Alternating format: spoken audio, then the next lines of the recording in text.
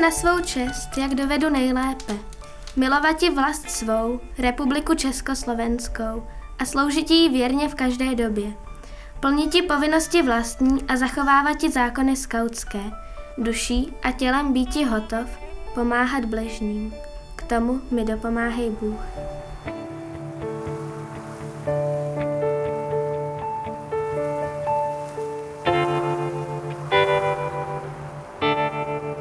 Do dneška mám schovaný ohořelej kousek dřeva ze svého slibového táborového ohně, že jo. To jako bylo strašně důležitý, ten slib. Jak se říká, skautem se stává člověk na celý život, tak přesně takhle já to cítím. Já se cítím tím oddílem vychován, upevněn, nasměrován. Ta atmosféra, tak to kamarádství, tam nebyly, tam hrubý slova vůbec neměly naději. Úžasné dětství, přátelství, kamarádství a ten přesah duchovní do toho, 3 dimenze, služba sobě, služba bližnímu a služba Bohu. Mě to správně nakoplo, že jsem měl ty protikomunistický tyhle nálady, jako jo, že prostě jsem věděl, že to je špatně, ten komunismus, jo. Český skauting byl ve 20. století opakovaně zakazován. První pokus o likvidaci provedli nacisté, další komunisté po převratu v únoru 1948. Tehdy se hnutí rozštěpilo. Někteří členové Junáka se de facto přidali ke komunistické straně, z mnohých se naopak stali oponenti režimu. Jedinou organizací pro kluky a dívky se měl v Československu stát Pionýr, vytvořený podle sovětského vzoru. Zatímco skauti vyznávali křesťanské a vlastenecké ideály, v Pionýru měli být vychováváni budoucí řádní komunisté.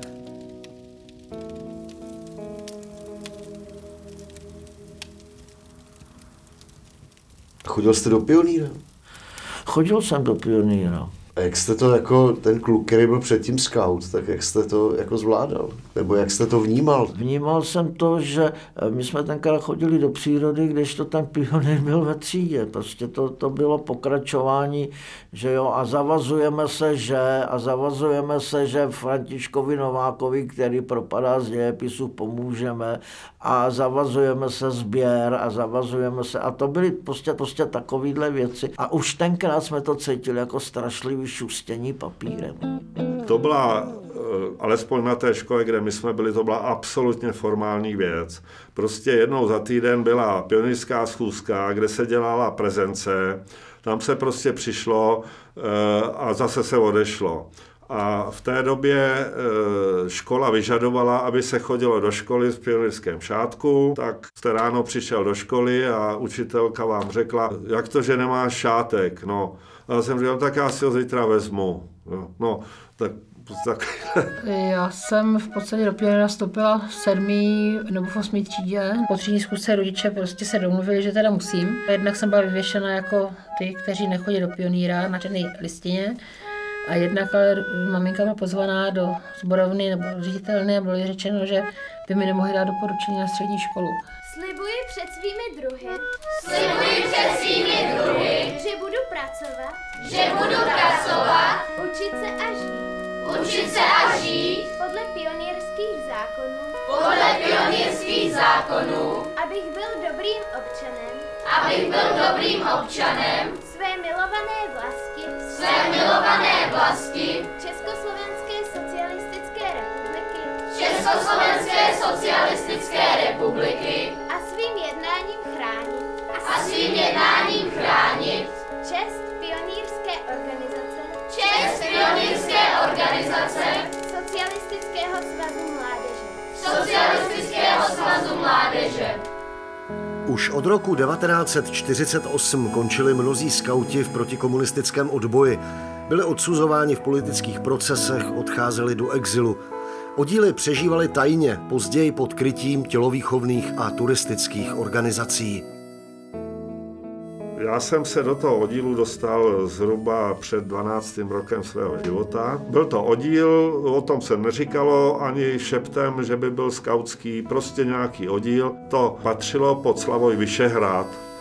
a byl to vlastně dorost jachtařský.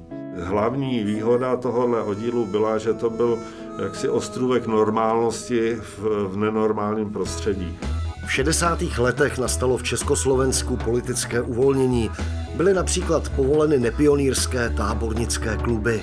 Přes všechny moje kamarády a tak dále jsem se dostal k jistému Pepiku Zikánovi na Žižkově, který měl turistický oddíl. On byl v tu dobu ještě v KSČ a byl dokonce spolupracovníkem policajtů. On potřeboval odškodnit své špatné činy z 48. roku, kdy pomáhal junáku do hrobu, udělal katarzy a nyní prostě pod chránícíma křídlama toho KSČ a policajtů, aspoň se to tak představoval, chtěl prostě udělat dobrý skautský oddíl. A najednou jsme do toho přišli my, tak tomu dal zelenou. V létě v červenci jsme se domluvili na vzniku tábornického klubu psohlavců. Ten vznikl přesně v roce 65, no a svým způsobem trvá do dneška. Jana Pfeifferová začala pomalu navazovat na činnost poválečného skautského oddílu 13. Manžel vlastně založil ten skautský oddíl, dneska tento rok slavíme teda 50 let, že jo, takže to bylo 66. Těch několik let jsme žili jako turistický oddíl LOH. Měli jsme spoustu známých z té 13 původní, který měli děti v tom věku těch našich dětí. Takže jsme přibírali, to tolerovali, že to teda můžou být děti vlastně od kudkoliv. Jo. A to byl oddíl jako skautský? My jsme si udělali svůj zákon, že jo, podle zákona skautského. Někteří skauti byli takový posedlí, že nosili aspoň opasky skautský.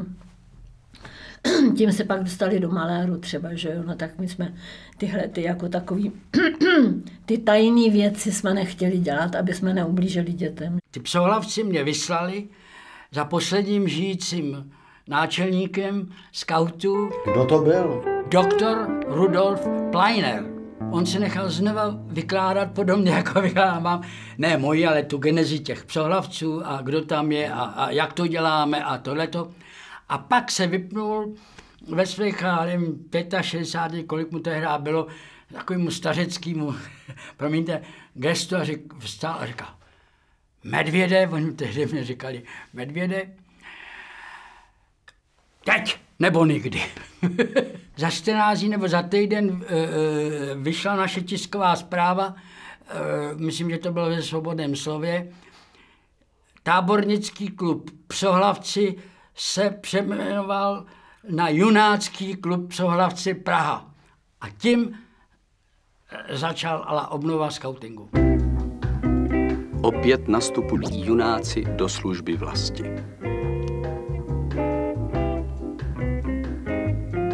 Tyto historické vlajky přetrvaly v úkrytech dobu okupace i dalších 20 let.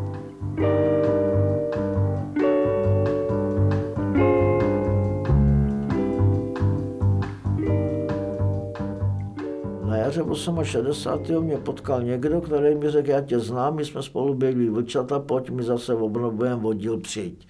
Já jsem přišel, pozdravil jsem se, pro mě to bylo dávno a pro ně nedávno. Oni mě poznali, já jsem si je musel vybavovat, kteří.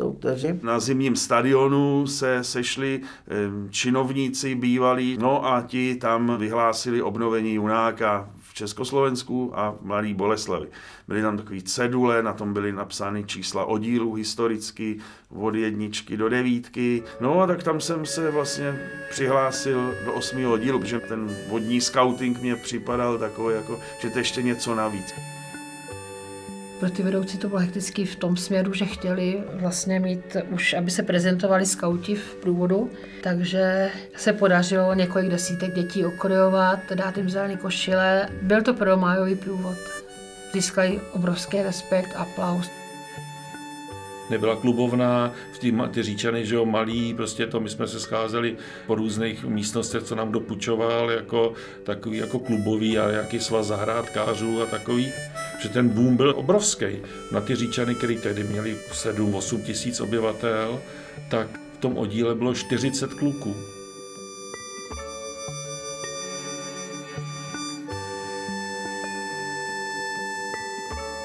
tatínek jako usoudil, abych nerest jako dříví v lese, tak říkal, přihlásíme tě do skauta a našel si teda skauta, protože jsme byli jako věřící, tak scháněl jako věřící oddíl. A to byl oddíl ve Vysočanech, který byl založený vysočanskýma ministrantama u svatyně Krista Krále. Náš vedoucí se jmenoval Petr Majšajder, přišel ke mně domů, hned mi podával ruku a hned mi vysvětloval, jak ty skauti si tykají. Pak jsem přišel teda na schůzku a protože tam byli starší kluci, já jsem tam byl asi nejmladší, tak jsem říkal, no to tady, to je takový divný, tak jsem tam přetáhl asi půl třídy. Z ničeho nic vybudovat organizaci na Zelené louce.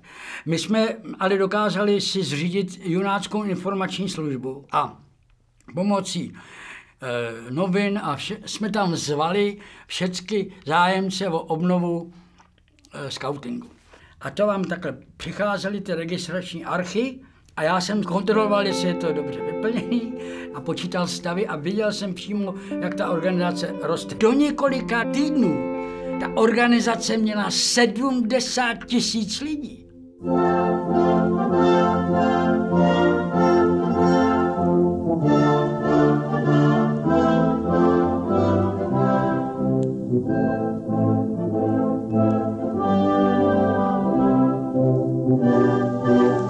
Luděk Bartoš tehdy vedl skautský oddíl Pětku.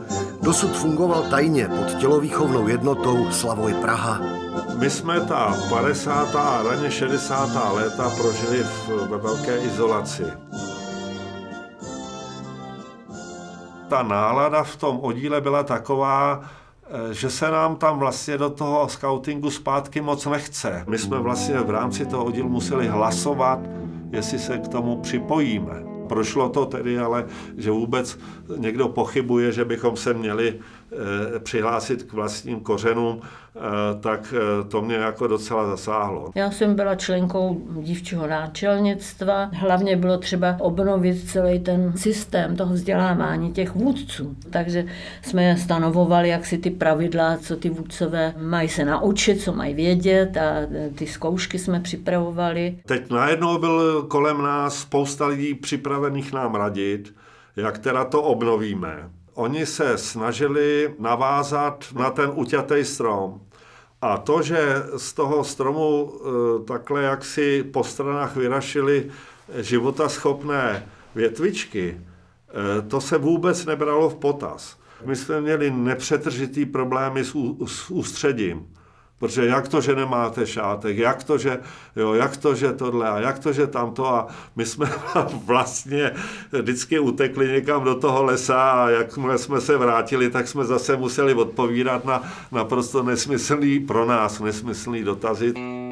V pozadí obnovy skautingu byl také vážný konflikt mezi skauty, kteří po převratu různými způsoby podporovali komunistický režim, a těmi, kteří prožili 50. léta jako vězni či pronásledovaní. V srpnu 1968 okupovali Československo armády Varšavské smlouvy. Přes ten Harrachov jezdil proud železa. Oni v srpnu jeli na těch korbách a v hlavních pušek nebo samopalů nebo co měli zastečený šeříky. Protože oni věděli, že když přijedou Rusové, tak je Češi vítají šeříkama. My jsme s babičkou šli do krámu nakupovat zásoby, protože babička zažila válku, takže tam měla své zkušenosti samozřejmě. Do dneška vidím ty strhaný, zamalovaný cedule, ty nápisy.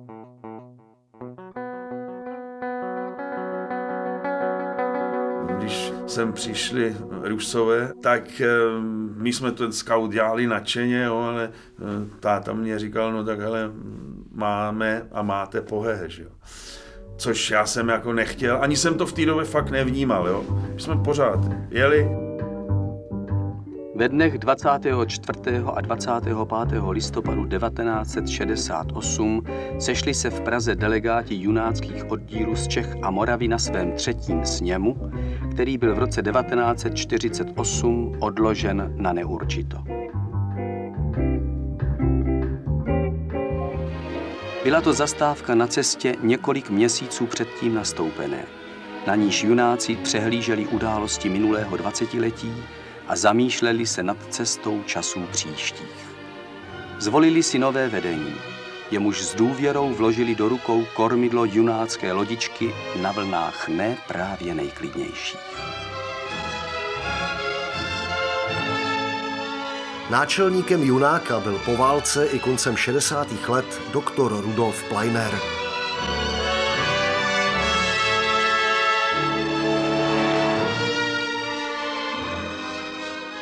My jsme opravdu žili v takové blaženosti, bych tak řekl, takové bublině, protože jsme jeli pořád dál. Oddíl fungoval úplně nejlíp, jak mohl. Mně to přišlo poměrně dlouhý z pohledu tehdejším, ale vlastně byly to pouze rok 68, 69 a polovina 70. roku. Jo, ale jako úžasný, 3 tábory, spousty výprav. Stejně jako celá společnost, taky ten scouting si myslel, že ještě něco vyvzdoruje. Ale už jsme byli nalomený, že ono prostě, když vás takhle převálcuje armáda, tak začnete svět vidět opravdu jinak. Po sovětské okupaci oddíly ještě nějakou dobu pokračovaly v činnosti. V normalizačním režimu však pro skauting opět nemělo být místo a vedení Junáka již pod nátlakem jednalo s představiteli strany a tudíž státu o další likvidaci skautingu. Junák měl být začleněn pod nově vznikající Socialistický svaz mládeže, tedy de facto sloučen s Pionýrem. Pak se to postupně ořezávalo a do tehdejší ústřední rady Junáka byli kooptováni lidé velice spjatí s komunistickou stranou a ty už to potom dirigovali nějakým způsobem, že ani to vedení Junáka tenkrát postupně to neuhrálo. Tam byl plán, že bude jednotná dětská organizace mládeže. A říkali, bude to JDO, jednotná dětská organizace, avšak vnitřně diferenciovaná. Jo, takže že bude JDO pomlčka Pionýr, JDO pomlčka Junák. Junák samozřejmě mohl pracovat jenom na základech marxistických a bez jakýkoliv vazby na světový skauting. No a bohužel už ono se to tak sklouzlo, že už žádný JDO, ale prostě jednotná pionýrská organizace Socialistického svazu mládeže. 1. února 1970 vyšlo prohlášení Ústřední rady Junáka, v němž se oznamovalo, že skautské organizace budou začleněny pod SSM. Fakticky šlo o rozpuštění skautských oddílů v pionýrské organizaci, ačkoliv prohlášení ujišťovalo, že Junákům zůstane jistá autonomie. Sloučení podepsal i doktor Rudolf Pleiner. Podle jeho slov mu byla položena volba mezi podepsáním sloučením a jinou alternativou, že Junák bude prohlášen za protistátní organizaci a bude s Junákem a jeho členy staršími 18 let nakládáno příslušným způsobem. Měli jste nějaký kritický postoj k tomu vedení toho skautu, jakože takhle rozhodli, že se ten skauting teda sloučí s tím Pionýrem? No, my jsme to asi netušili, že to vlastně je takový prodaný. Když už teda byli na těch postech, tak měli vytrvat, jaksi. Prostě říct, tak když to nejde, tak to nebudeme dělat a skončíme prostě, když nám to nedovolíte. Náčelník a člen předsednictva Junáka Rudolf Pleiner se v roce 1970 údajně pokoušel rezignovat, ale nakonec tak pod komunistickým tlakem neučinil. Zůstal členem federální pionýrské organizace SSM až do roku 1977. Tehdejší náčelník Pleiner třeba vystoupil před shromáždění vůdců a říkal, jsem skaut, seš skaut. A sundal za sebe tu košili krojovou. A říkal, jsem skaut? A jsme říkali, no, seš. A říkal, v kroji to není. A najednou jsem ho potkal na můstku. A on mi říkal, Ivane, tohle má dlouhýho trání. Tohle to je svinstvo politický a bude to, nevím, jestli to přesně tyhle ty slova, ale řekl mi jedno a to řekl přesně. Hele, nakonec, když to vemem kolem a kolem, jde o naše děti. Jinými slovy mluvil oportunisticky, jo. jakoby nabádal, jděte do toho pionýra a dělejte dál, co můžete. Zánik jednoho je v přírodě i ve společenském dění vždycky počátkem života zase toho druhého. A já jsem přesvědčen, že se znáte, že opravdu se podařilo do programu té nové organizace začlenit velmi mnohé z toho, co i my sami jsme pokládali za dobré, pokrokové a prospěšné této naší mládeži. A přál bych si opravdu z upřímného srdce, abyste vy všichni zůstali ve službách té nové organizace, protože nejde o junácké děti, nejde o pionýrské děti, jde o všechny děti našich rodičů v této Československé socialistické republice. A já bych jako starý táta a děda teda v závěru chtěl říct, že bych si přál, aby se nám podařilo opravdu většinu dětí tak nějak do té výchovné péče zahrnout. Bylo mu to potřeba, ten podpis a to následné, bylo mu to potřeba, musel to udělat. No tak rozhodně mu to potřeba nebylo. On už byl důchodce, my jsme byli dospělí synci všichni, rodiny zajištěné, on v důchodu nikdy ničím nemohl být ohrožen. Mu to potřeba nebylo. Ta persekuce tu měla být, mohla být a hrozila mladým. Když nám vlastně toho junáka, už to bylo před zrušením, tak se snažili ti vedoucí, aby bylo co nejvíc v té kontinuitě, aby jeli ty kluci, kteří mají na to věk a trošku něco v hlavě, takže je posílali, byť, že na lesní školu se jezdí až od 18 let a nám nebylo ještě 18. Přesto nás tam nominovali, byl jsem za to rád. Tenkrát jsme si to užili a ještě jsme nevěděli, kde jsme vlastně, co to bude pro budoucnost. Nevěděli jsme o tom, že vlastně už je to konečná.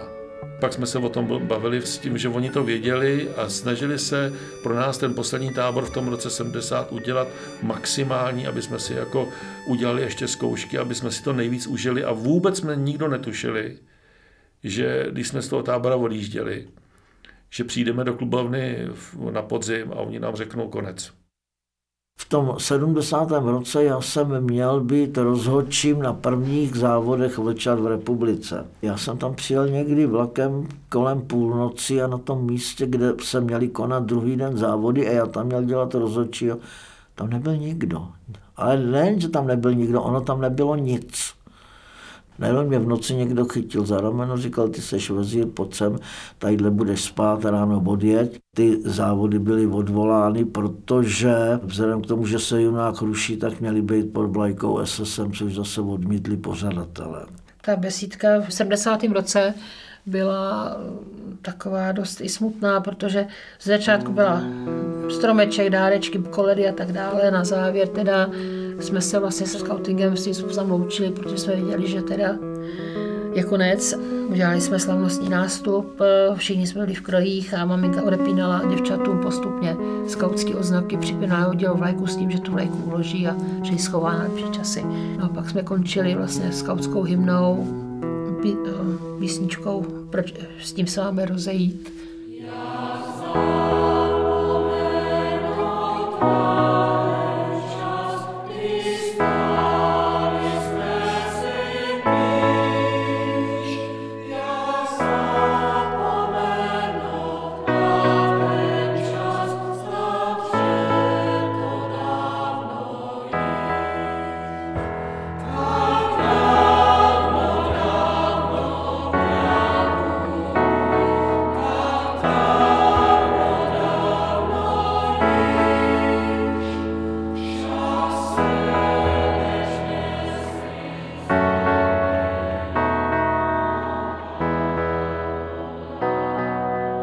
Jsme udělali takové prohlášení a sepsali jsme takový glejt a ten jsme uložili do lahve a zakopali jsme to ve skalách.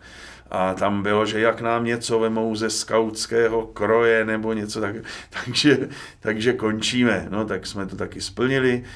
No, a bylo nás pár, kteří jsme jako nešli do té organizace. On oddíl přestal jako fungovat. Že? Prostě ti lidi, kteří dál ten scouting měli s dětma dělat, se rozdělil na 3 směry, který jedni práskli do toho a řekli, tak ať už nám každý vleze na záda. Ať si s tím, když to přeženu, jako ať se těm dětem teda věnou, jak chtějí, ale my už to prostě jdeme od toho. Jo.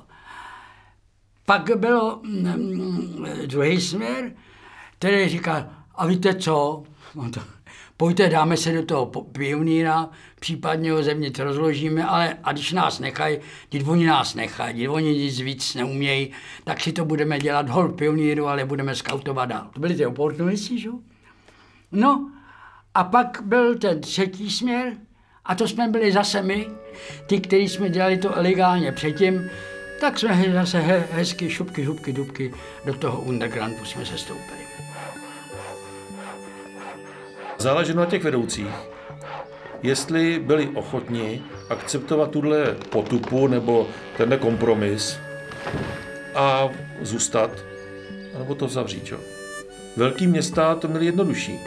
V těch Říčanech se nikdo nikam neschoval, tam prostě ty bolševici to měli naprosto zmapovaný. Že? Bylo dilema, co jako teda udělat, že scouting je rozpuštěný, no a že teda jediná je pionýrská organizace, že jo, tak já jsem říkala, no ježišmarja, tak co? Tak jsem svolala rodiče všechny, že jo, protože to byli přátelé a tak jsme se radili a oni říkají, prosím tě, nemůžeš to přece dětem udělat, abyste to rozpustili, to jim dává tolik jako dobrého, že my si přejeme, aby se pokračovalo a teď oni budou naopak postiženi tím, že byli jako skauti. A o čeho se báli? No báli se, že budou třeba, že se nedostanou na gymnázium. Už byla taková hrůza z toho, že zase to přišlo a zase a co s tím uděláme, že jo.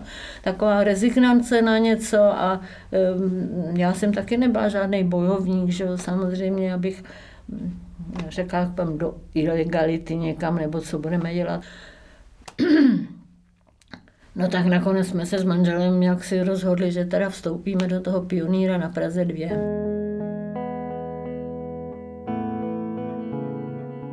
Bylo nám řečeno buď pod pionýra nebo skončit. Všichni řekli skončíme, ale řekli mě. Vezír, ty by si měl s těma klukama pokračovat dál. Já jsem říkal, no to je od vás hezky. A skutečně jsem si dal pár minut na rozmyšlenou, když jsem viděl to, že ten závod a že prostě by se to všecko nějak deformovalo, tak jsem říkal, já taky nepůjdu. A 2 roky jsme se scházeli doslova jak pivní skauti, to znamená, scházeli jsme se většinou po hospodách, aby nebylo vidět, že jsme nějaká konspirační skupina, ale furt jsme přemýšleli, jak pokračovat dál, jestli by to šlo nějak. Díky tomu vedoucímu střediska přezdívkou Peng, jmenoval se Josef Wolgemut, který vlastně se svým způsobem obětoval a stal se ze skautského vůdce vedoucím pionýrské skupiny. Ale nám zůstala klubovna.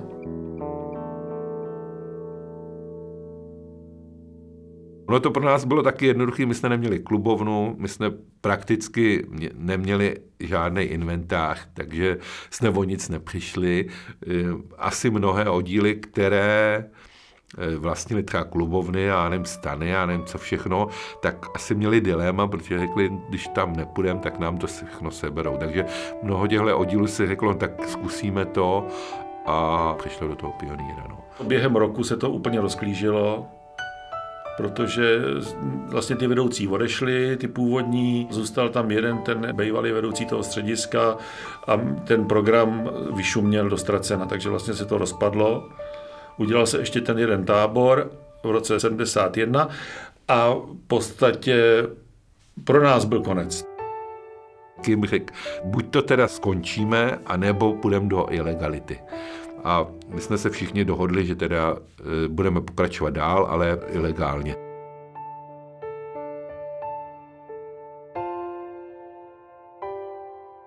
My jsme byli vychováni v tom, abychom dokázali reagovat na naprosto netušenou situaci. Takže nás to vlastně tolik nezaskočilo. My jsme prostě v průběhu toho konce 68. a v průběhu 69. se opět uchýlili pod tělovýchovnou jednotu, kterou jsme jaksi de jure nikdy neopustili. Takže jsme pokračovali dál. Scházeli jsme se teda u Kima, to ještě byl svobodnej. A normálně jsme jezdili na vejlety, ale už jsme nemohli jezdit v krojích a na ten další tábor už jsme nemohli jet do těch Černých hor, protože tam u nás věděli, že jsme skauti. Kim nevěděl, co budeme dělat, tak objížděl prostě ty a jednou se prostě dostal takhle do jižních Čech a objevil tam takový krásný rybník, jmenuje se Zábladský a zašel do Porybny, přímo řekl, že jsme skauti a Porybny řekl, no tak tady budete tábořit, to je v pohodě, to je dobrý. Takže jsme tam prostě postavili tábor v roce 71 první jako ilegální. Pod vlastně hlavičkou Pioniera jsme pracovali až do 72. roku. Víceméně jsme si zachovávali náš výchovný program, pouze jsme vyměnili slovo scout jako děvče nebo kluk nebo prostě jiným slovem. Ty pionýry jsme používali minimálně, no, ale když bylo nezbytné, tak jsme tam použít museli. No. Já jsem jako vedoucí musela vstoupit do toho Pionýra. Především jsem musela udělat pionýrskou zkoušku.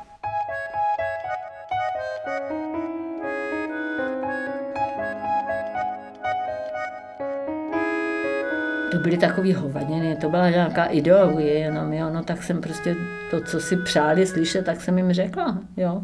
A tím to skončilo, protože jsem byla teda na tak, jako co udělám s těma dětma, nebo já tak propadnu pionýrské zkoušky, rodičům jsem to slíbila. No, takže jsem zkoušku udělala. Tak začaly krušnější časy, to už byl ten rok 72, kdy teda už se chýlil opravdu, ten tlak velice sílil. Mamin se taky dali už na krk. Musela slíbit, že to teda předá oddíl, prostě skončí svoji činnost a pokud odmítne přijmout tohleto její řešení, takže půjde hláška do školy s tím, že jsem politicky nespolehlivá a že nedoporučila další pokračování studia. Takže vlastně ten oddíl dojel, uskutečnil se ještě letní tábor a děti byly pak rozděleny do pionýrských skupin na jednotlivých školách a celý vlastně ty skautský oddíly bývalý byly zlikvidovaný. Za podobných okolností byly ničeny i jiné skautské oddíly, i ty, které působily tajně pod krytím tělovýchovných jednot či turistických aktivit. Už v 74. jeden bratrský oddíl, velmi blízký Neskanonu, který se jmenoval Tuscarora, tak ten rozmetali. Ale v této chvíli nastoupili rodiče těch kluků a mnozí měli důležitý stranické funkce, tak se za ten oddíl postavili, ten vedoucí sice nesměl dál vést, ale nešel do kriminálu, ten oddíl se předtransformoval jinýma cestičkama do jiného oddílu a to bratrství těch kluků pokračovalo dál. My jsme potom několikrát změnili registraci, u koho jsme. Nakonec jsme neudrželi to a taky jsme měli členství v pionýrské organizaci, ale bylo to hlavně proto, aby kluci nemuseli chodit do pionýra ve škole. Že prostě tím, že chodili k nám, tak byli v pionýru a měli příslušnou čárku.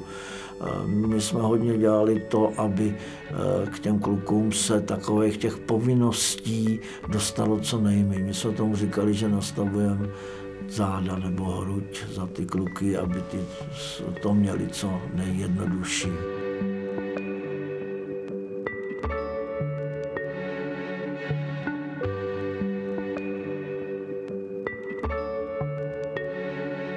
Oni, když přecházeli na to gymnázium, tak vždycky přišli, i škola přišla s tím, když jsme teda pionýr, tak abych napsala posudek. Já to mám dodnes schovaně, co posudků pro ty děti jsem napsala. A oni se tam na to gymnázium dostali, že jo.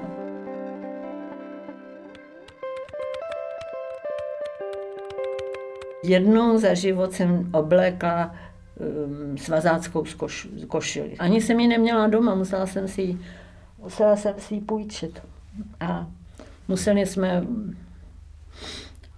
jako na nějaký schůzi být přítomný takhle oblečený. No. Já když jsem končil, tak jsem měl 5 razítek na kterých se vyskytovalo slovo Flotila Liberec. Jedno bylo pionýrský, jedno bylo svazácký, jedno bylo svazarmovský, jedno bylo oddělení domů dětí a mládeže. A nevím, co bylo, ale měl jsem 5 razítek prostě.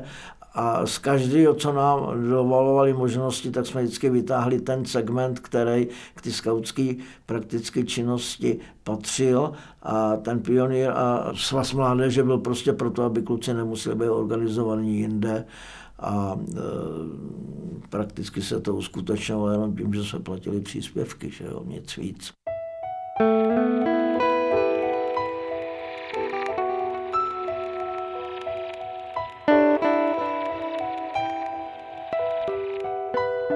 Po 5 letech prostě jsme sehnali v Sokol Malá Strana. Jsme přes rodiče jednoho toho jsme jako dostali příslib ve všech těch 70 dětí, oni jako převezmou. Takže dožili v tom Sokolu Malá Strana. My už jsme tam nefigurovali naše jména, aby jsme jako nějak nepoškodili, že jsme, já nevím, byli skauti a pak pionýři a tak, takže jsme z toho vypadli, taky už jsme byli velmi starí, takže jsme měli už nástupce. My jsme si každý našel nějakou krycí organizaci. Někdo byl,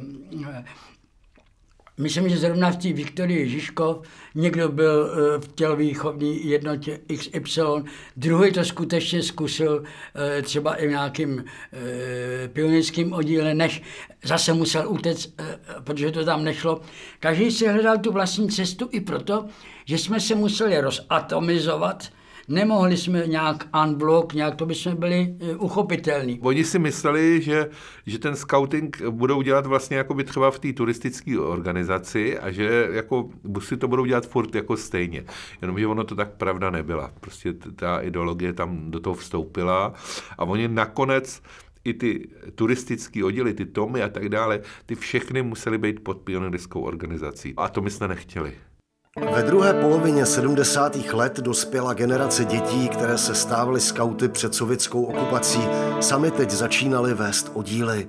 My jsme potom čekali, až nám bude 18 a šli jsme opět za tou pionýrskou vedoucí, tenkrát nějaká učitelka, to byla mladá nebo co, že založíme pionýrský oddíl, no ta byla z toho úplně hotová, protože něco takového nezažila, že nikdy, protože tam zase byl co oddíl, to třída, nebo jak to bylo, to nevím.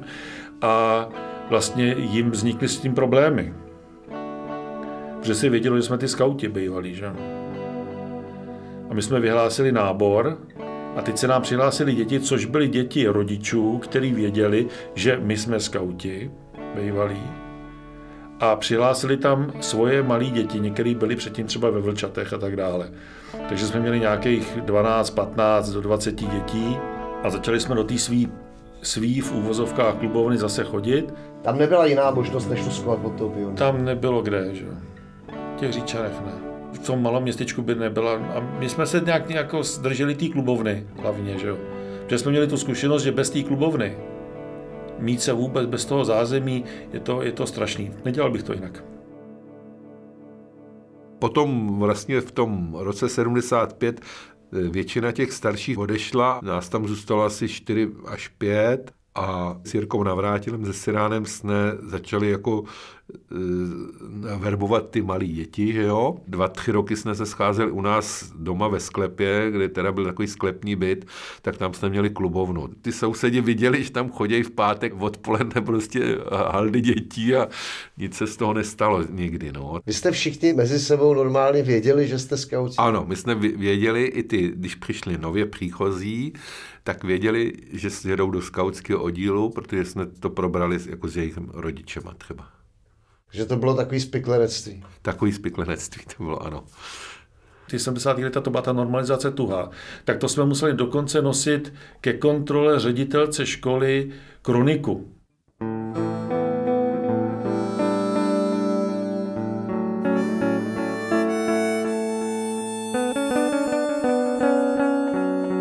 Jsme měli mít třeba jako návštěvu sovětského filmu. Ale nikdo nechtěl jít, jo. No, tak jsem tam šel, koupil jsem si lístek a nalepil jsem ho do té kroniky, že? aby tam lístek byl a napsal jsem, že jsme byli na filmu. My jsme byli potom docela jako akční, že ty kluky to bavilo. Ta hra se jmenovala O partizánský samopal a protože jsme byli docela dobrý v tom, že jsme nějaký krajský kolo snad vyhráli, tak vlastně ta škola byla prezentovaná, že jo. Pionýři z Říčan. A co chce? O co jde? O hesla, že jo. Aby se mohl někdo prostě pochlubit, že škola vlastně funguje, pionýři fungujou. Takže ty kluci, kteří chodili do toho oddílu, tak se vlastně mysleli, že jsou pionýři a dělají docela dobrý věci. No oni si ani moc nemysleli, že jsou pionýři, si myslím teda já, protože to pionýrství v tom teda fakt už, a potom už vůbec v těch 80. letech to byl strašný boj, jako vemte si ty šátky, kucí ráno, musíme udělat aspoň jednu fotku, že máme ty šátky, jako. Oni nebyli skauti a nechtěli být pionýři. Normalizační komunistický aparát po lidech nevyžadoval, aby věřili komunistické ideologii, nýbrž aby to loajálně předstírali. Když bylo dítě v pionýru, plnilo požadavky, nevyčnívalo z řady. Bylo to přesně podle režimních představ. A vy jste nebyl ve straně? Byl jsem ve straně, tak jako ředitel školy v tu dobu, jako asi bych to jinak dělat nemohl. A vy jste do té KSČ šel kdy? Na začátku let 60. A byl jste dokdy v KSČ? V KSČ jsem byl do roku 89. Čili to jste musel vlastně projít těma prověrkama? To jsem prošel prověrkama, jak to netuším. Protože já jsem nikdy netajil ani skauting, ani nic takového. A u skautu jsem netajil tohleto. No ne, protože tam je vlastně zajímavý, že vy jste... Že jsem obojživelník, zdánlivě. Za mnou pak přišli, abych vstoupil do strany. Já si říkal, že tam nepůjdu, že tam nechci. Proč to nechceš? Mohl bys dělat vedoucího. Já říkám, já to nechci dělat. Nechci dělat vedoucího a nechci být ve straně.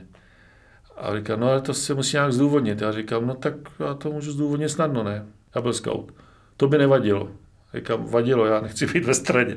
A tím to skončilo. V 77. roce Petr Mašejder podepsal chartu. To se nějak promítlo jako do života toho oddílu? Se divím, že prostě na nás nepřišli. Jo, to fakt jako nevím, jak je to možný. Jako. Protože Kim skutečně byl jako proti komunismu a on nám to kolikrát říkal, že vlastně jeho příspěvek proti boji proti komunismu je to, že dělá ty skauty. Že vlastně vychovává další generaci lidí, který můžou proti tomu komunismu bojovat. Jaroslav Šebek se k vedení oddílu dostal v 80. letech. 83. rok s partou kamarádů jsme říkali, ale rozjedeme zase oddíl. My jsme nechtěli být v pionýru, to jako přesto nejlvák. Tak jsme vymýšleli a udělali jsme Mladý ochránce přírody. Mladí ochránci přírody měli svůj slibový odznak, který nebylo nic jiného než omalovaná odborka skautská ochránce přírody, 2 ruce chránící lipový lístek. Byl v tom i symbol státnosti. Udělali jsme si stezky skautský, akorát, že jsme vyměnili tu symboliku za to. Heslo jsme neměli, samozřejmě buď připravené, ani tam měli jsme Poznej a chráň. Dělali jsme sčítání labutí, zimoviště jsme dělali labutí, káňata, mravence, zalesňovali jsme Bukovec třeba.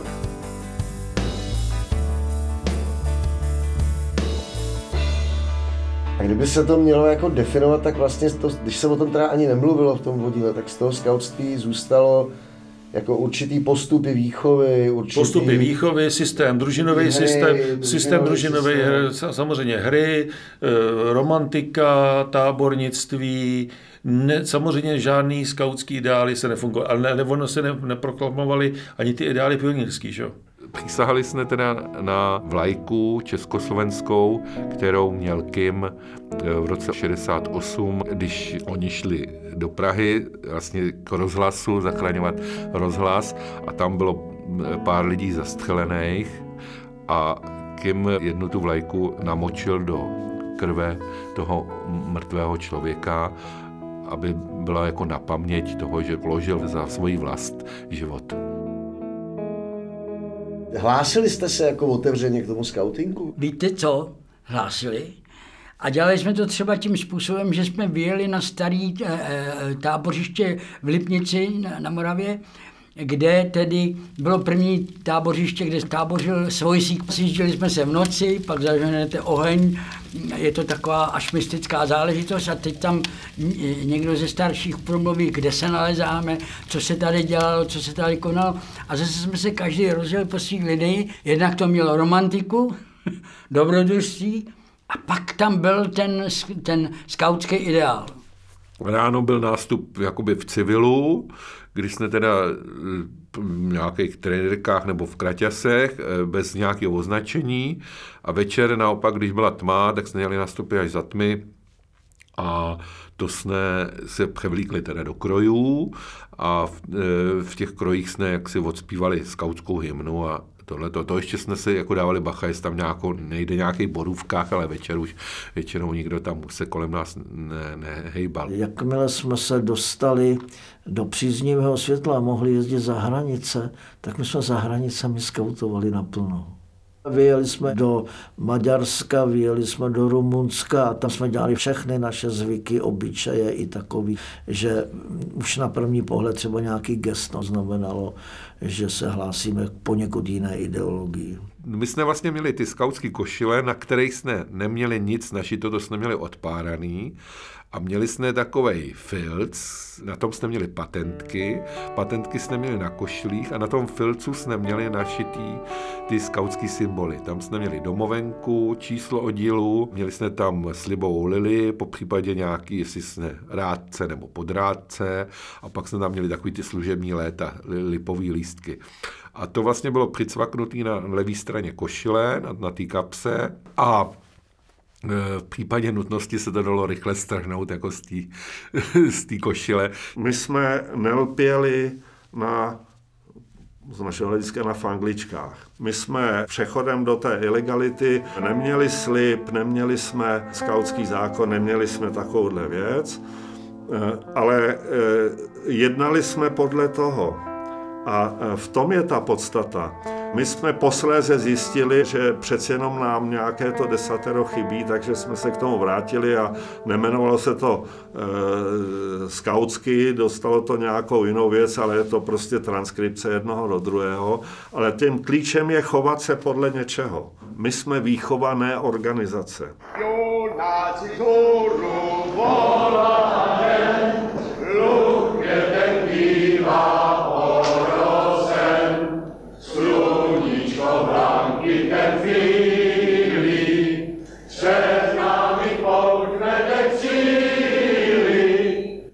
Po listopadu 1989 se komunistický režim v Československu zhroutil a velmi brzy došlo k obnově skautingu. Zájem byl obrovský. Ten skaut se neobnovoval jako na zelené louce, kde nic nebylo, ale vstupovali tam zase většinou buď to ty turistické oddíly, nebo jako my, a těch bylo málo, a nebo to byly dokonce pionýrský oddíly, který jaksi možná předtím někdy v 68. byly skautský. Jedna z velkých potíží bylo komunistická minulost některých jedinců.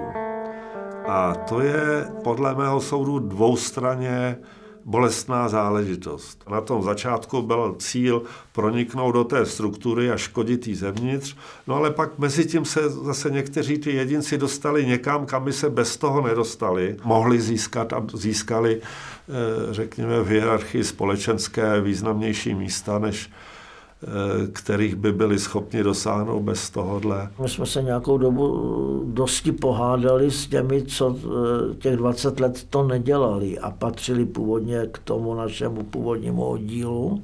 Oni nám říkali, ne, vy jste vývojem a 20 lety práce trošku zdeformovaný, nebo trošku, oni říkali hodně. My jsme říkali, no, je to možné, ale vychovali jsme tolik a tolik vedoucí, který dneska s těma dětma uměl. Těmým oddílem prošlo, no, já nevím, za těch 20 let, ono se to pak nafouklo, ale prostě taková tisícovka dětí to byla. Bylo takový to pejorativní, to jsou ty bejvalí pionýři.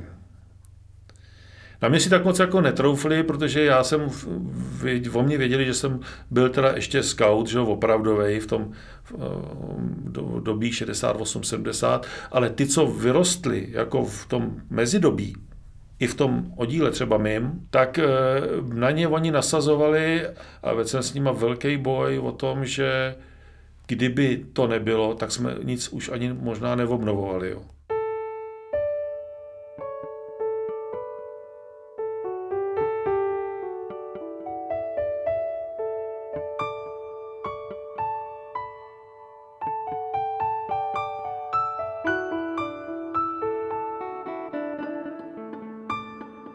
Květy spolu trhali přes mnohý dol a výš a šli jsme cestou trnitou tak dávno, dávno již. Tak dávno, dávno, brachu můj, tak dávno, dávno již. Však srdečně si zapějem na dávno, dávno již.